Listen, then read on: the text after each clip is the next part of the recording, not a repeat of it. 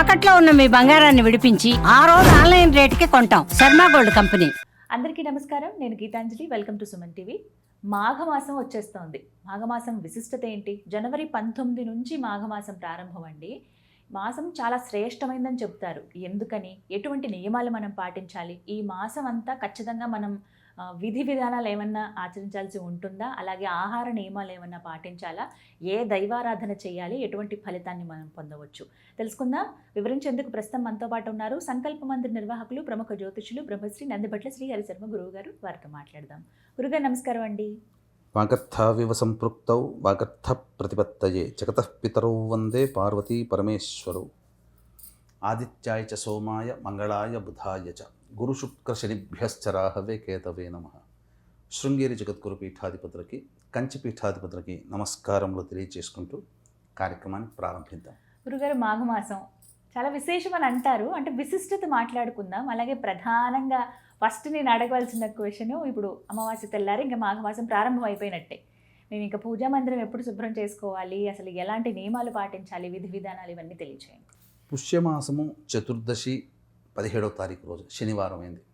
వారం పనికిరాదు అని భావించేటువంటి వాళ్ళు 19వ తారీఖు సోమవారం మాఘమాసం ఎలాగో ప్రారంభమవుతుంది కాబట్టి చక్కగా ఆ రోజంతా కూడాను శుభ్రపరచుకొని ఆ రోజే ప్రారంభించవచ్చు మాఘమాసాన్ని. లేదా శనివారం అయినా అది, ఎందుకంటే శనివారం అయినా వారానికి తప్ప మిగతా నక్షత్రము తిథి ఇవన్నీ కూడాను కాస్త ప్రయోజనకరంగా ఉన్నాయి కాబట్టి శనివారం నాడైనా చేసుకోవచ్చు. కాకపోతే ఇక్కడ ప్రధానంగా ఈ మాఘమాసం యొక్క మహత్యమే చాలా గొప్పది. ఎందుకనంటే కార్తీక మాసానికి ఏ విధంగా మహత్యము చెప్పబడి ఉందో ఈ మాఘమాసానికి అంతే మహత్యంగా చెప్పబడి ఉంది. కార్తీక మాసంలో ప్రతిరోజు ఒకటి తిథి. మనం గమనించుకుంటే కార్తీక పౌర్ణమి వరకు ప్రతిరోజు ఒక గొప్ప తిథి, అలాగే మాఘ పౌర్ణమి వరకు కూడా ప్రతిరోజు ఒక గొప్ప తిథి. 15 రోజులు చాలా విశేషం. కాబట్టి ఇన్ని పండుగలు వస్తున్నాయి. పైగా మాఘమాసం అంటేనే రవికి సంబంధించినటువంటి మాసం. అంతేకాకుండా ఈసారి రవి నక్షత్రమైనటువంటి ఉత్తరాషాఢ నక్షత్రము సోమవారంతో ప్రారంభమవుతుంది. మొదటి రోజు చాలా విశేషం అమ్మా. అయితే ఇక్కడ ప్రధానంగా మాఘమాసంలో నదీ స్నానం చేయమని శాస్త్రం చెప్పబడి ఉంది.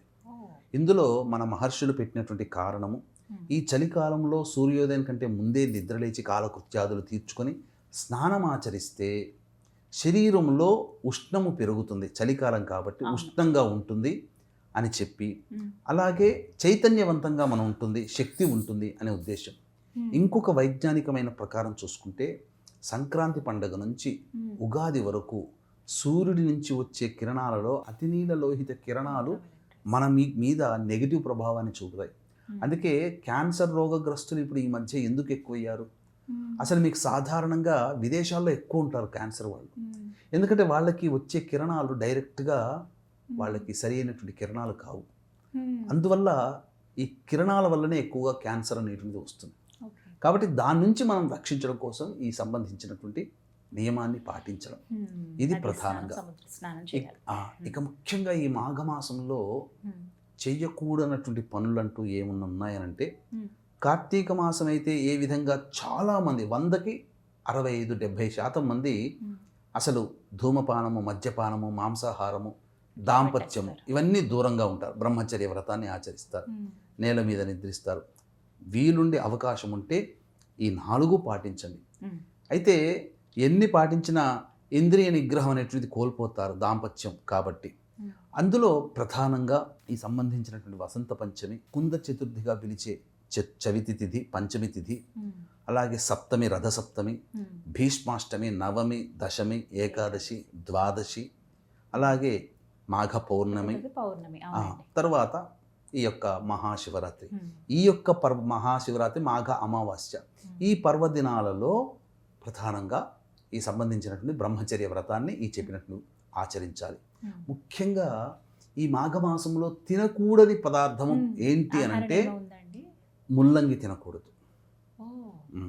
ముల్లంగి, ఉల్లిపాయ, వెల్లుల్లి ఇలాంటివి తామస గుణాన్ని పెంచేటువంటి, అదే రాడిష్ అంటారు కదా, ఇవి తినకూడదమ్మా, ప్రధానంగా చెప్పదలిచినటువంటిది. ఇక ఇదంతా కూడాను రవికి సంబంధించినటువంటి మాసం కాబట్టి ప్రతిరోజు కూడా సూర్యుడికి నమస్కారం, స్నానం చేయగానే సూర్యాష్టకం 6 సార్లు పారాయణం చేయడం. ఇక ఈ మాఘ అమావాస్య 18వ తారీఖు సాయంకాలం నుంచి స్నానం చేయగానే ఇంట్లో దీపారాధన చేసి విష్ణు సహస్రనామ పారాయణం ప్రారంభించాలి. ఈ మాఘమాసం అంతా చేస్తే విశేషం. ఇది విష్ణు అష్టోత్తరం కానీ, విష్ణు సహస్రనామం కానీ, విష్ణు దేవాలయం కానీ, శివాలయం కానీ సందర్శనం ప్రతిరోజు వీలైనప్పుడల్లా ఎప్పుడైనా ప్రతిరోజు ఈ సంబంధించి చేసుకోవచ్చు. ఇక ప్రధానంగా ఏ దేవతని ఆరాధించాలి, ఇది గుప్త నవరాత్రులు అంటారు. సంబంధించి సరస్వతీదేవికి సంబంధించినటువంటి ఆచారంగా ఉంది కాబట్టి గుప్త నవరాత్రులుగా మనం చేసుకోవచ్చు.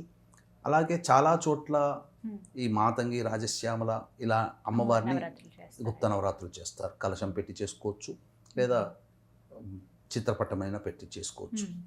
అయితే పొద్దున పూట వీలు కాని వాళ్ళు సాయంత్రం పూట చేసుకోవచ్చు. కానీ సాయంత్రం పూట చేసేటట్టయితే పొద్దున పూట కూడా దీపారాధన చేయాలనే నియమం. ఇక బేసి సంఖ్యలోనే చెయ్యాలి. ఇక ఈ గుప్త నవరాత్రులు చేసుకున్నట్టయితే 9వ రోజు ఏదైతే ఉందో అది మంగళవారం అయింది కాబట్టి ఉద్వాసన చెప్పకూడదు. బుధవారం 10వ రోజు ఉద్వాసన చెప్పాలి, దశమి తిథి రోజున. ఇది ప్రధానంగా చెప్పబడినటువంటిది. ఇంకా విశేషంగా ఈ యొక్క విధియ తిథి ఏదైతే ఉందో 20వ తారీఖు, ఆ రోజున బెల్లము, ఉప్పు దానం చేయాలి. మానవుడు చేయాల్సినటువంటి దానాది కార్యక్రమాలు, చేయాల్సినటువంటి పనుల గురించి చెప్తాను. వీక్షించేటువంటి ప్రేక్షకులు కూడా మానవుడిగా పుట్టినటువంటి మనము తల్లిదండ్రుల రుణం తీర్చుకునేది బ్రతికుండంగా వాళ్ళ రుణం తీర్చుకోలేం. వాళ్ళు మరణించిన తర్వాత వాళ్ళకి చేసే పిండ ప్రదానమే ప్రధానంగా తీర్చుకునేటువంటిది. కాబట్టి సంక్రాంతి రోజున విధిగా పిండ ప్రదానం చేయాలి. దగ్గరలోని మంచి పండితులు దొరికితే మీ యొక్క పండితుల చేత పిండ ప్రదానము, తర్పణాది కార్యక్రమాలు సంక్రాంతి రోజున చేయండి. అవకాశం ఉండి చేసుకోలేకపోయినా, అవకాశం లేకపోతే ఎలాగో చేసుకోలేరు. కాబట్టి సుప్రసిద్ధ మహిమాన్విత కాశీక్షేత్రంలో మీ తరపున బ్రాహ్మణుని కర్తగా పెట్టి జనవరి 15 సంక్రాంతి, అలాగే జనవరి 18 పుష్య అమావాస్య రోజున పిండ ప్రదానము, తర్పణాది కార్యక్రమాలు చేయించడం జరుగుతుంది. అలాగే ఈ పుష్య అమావాస్య ప్రధానంగా మహాబలవత్తరమైనటువంటిది కాబట్టి మానవుడికి దేవతాశక్తి రావాలి. కాబట్టి సర్వదోష నివారణ పూజల హోమాలలో భాగంగా సాయంత్రం 7 గంటలకి ప్రత్యంగిర, బగలాముఖి, రాజశ్యామల, వారాహి, ధూమవతి, అలాగే శనీశ్వర, కాలభైరవ, మృత్యుంజయ, సుదర్శన, లక్ష్మీ హోమాది కార్యక్రమాలు జరిపించి శక్తిపాతం చేసినటువంటి కరుంగలి మాల ఇవ్వడం జరుగుతుంది.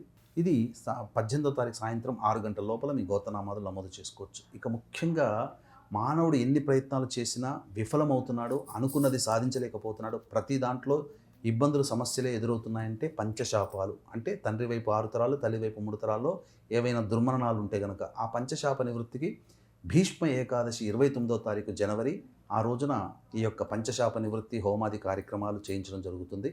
ఈ రాలేకపోయినా బ్రాహ్మణుని కర్తగా పెట్టి కూడా ఈ కార్యక్రమం జరిపించడం జరుగుతుంది. కాబట్టి అవకాశం ఉన్నవాళ్ళు వీలును బట్టి ఈ కార్యక్రమాల్లో మీరు నమోదు చేసుకోవచ్చు. ఇక మాఘమాసం, అఘము అంటే ఏంటి? పాపము. మాఘము అంటే పాపాన్ని నివృత్తి చేసేది, పుణ్యాన్ని ప్రసాదించేది. ఈ మాఘమాసంలో స్నానమే ఒక యజ్ఞం కాబట్టి ఖచ్చితంగా చేయాల్సినటువంటి పనులలో, చేయకూడని పనులు మొదలు చెప్పుకున్నాం, చేయాల్సినటువంటి పనులలో విధిగా ప్రతి వాళ్ళు అవకాశం ఉన్న చోట నదీ స్నానం ఆచరించాలి. ఏదో ఒక రోజు రవి మకర రాశిలో ఉండగా చేస్తే విశేషం. అంటే ఈ సంబంధించినటువంటి ఫిబ్రవరి 12వ తారీఖు లోపల ఎక్కడైనా ఒక నదీ తీరంలో స్నానం ఆచరించాలి.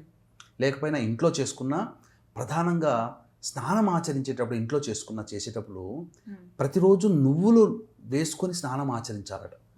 సకల దోషాలు గండ దోషాలు తొలగిపోతాయి. నల్ల నువ్వులు నెత్తి మీద వేసుకొనినా లేదా నీటిలో వేసుకొనినా చేయాలి. తిలాదానం ఈ మాఘమాసంలో ఎప్పుడు కుదిరితే చేయాలట. కానీ ఆదివారం నాడు మాత్రం చాలా విశేషమట. ఆదివారం నాడు మాత్రం ఖచ్చితంగా ఉపవాస నియమాన్ని పాటించాలి. ఈ మాఘమాసంలో కార్తీక సోమవారాలు ఎలా ఉంటామో ఈ మాఘమాసం ఆదివారాలు అలా ఉండాలి. ఇక ప్రధానంగా ఈ సంబంధించినటువంటి మాఘమాసంలో విధియ రోజున బెల్లము, ఉప్పు దానం చేయాలి. అలాగే చవితి, కుంద చవితి అని అంటారు. ఈ కుంద చవితి అనేటువంటిది ఒక్కసారి యూట్యూబ్లో, ఫేస్బుక్లోనే ఎక్కడైనా కానీ డుండి గణపతి అంటే ఆ ఫోటో వస్తుంది. ఆ ఫోటోని, డుండి గణపతిని చూసి మనసారా నమస్కారం చేసుకొని దగ్గరలోని గణపతి దేవాలయానికి వెళ్ళి గరికతో అర్చన జరిపించి బెల్లము, నువ్వులు కలిపినటువంటిది నైవేద్యంగా పెట్టి అది అందరికీ 10 మందికి పంచితే గణేషుని యొక్క అనుగ్రహం కలుగుతుంది. వసంత పంచమి ఎలాగో చక్కగా పిల్ల పాపలతో ఆ సరస్వతీదేవి యొక్క ఆరాధన. కాకపోతే ఈ సంవత్సరం మూఢాలు ఉన్నాయి కాబట్టి కొత్తగా అక్షరాభ్యాసాలు చేయకూడదు. ఇదొకటి. ఇక షష్ఠి, వరుణ షష్ఠి అని అంటారు. ఎర్రటి పుష్పాలతో కుంకుమ నీటితో ఆ యొక్క స్వామిని అర్చించడం అనేటువంటిది. ఆ కుమారస్వామికి కుంకుమ కలిపిన నీటితో అభిషేకం చేసి ఎర్ర మందార పుష్పాలతో కనుక అర్చన చేస్తే కుజదోషాలు, కాలసర్పదోషాలు తిరిగిపోతాయి. ఇక రథసప్తమి గురించి చెప్పనవసరం లేదు.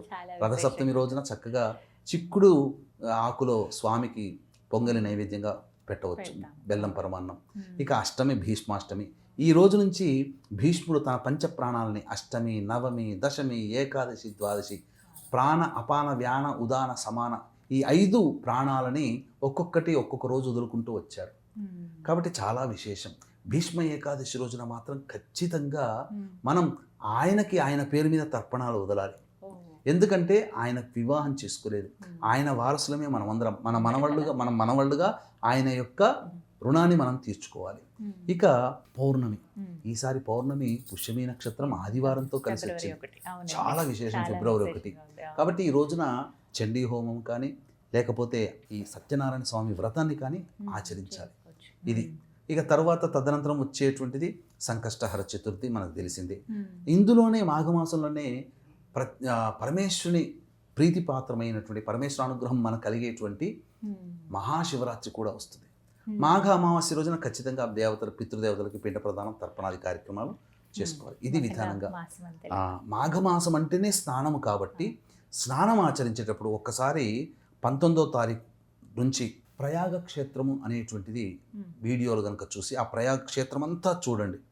చూసిన తర్వాత స్నానం ఆచరించేటప్పుడు, నీళ్లు పోసుకునేటప్పుడు ప్రయాగ క్షేత్రంలో నేను వెళ్ళాను, అక్కడ స్నానం ఆచరించాను, ప్రయాగ ప్రయాగ ప్రయాగ అంటూ ఆ క్షేత్రాన్ని తలుచుకుంటూ ఆ వీడియోలో చూసిన దృశ్యాలన్నీ చూస్తూ ఆ నదిలో మనం స్నానం చేస్తున్నట్టుగా భావన చేస్తూ ప్రతిరోజు చేస్తే ప్రయాగ క్షేత్రంలో స్నానం చేసినటువంటి పుణ్య ఫలితం కలుగుతుంది.